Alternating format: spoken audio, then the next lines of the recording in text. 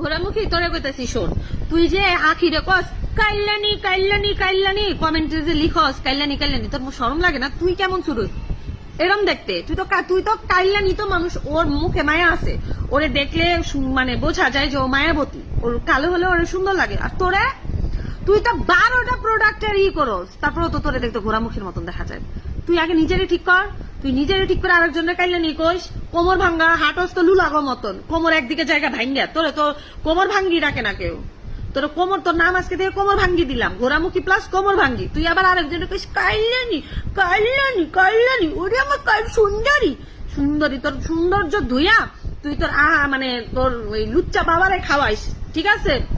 ওই লুচ্চা তোর জামাই নামের যে বাপটা আছে না, ওরে তোর সৌন্দর্য ধুইয়া পানি খাওয়াইস।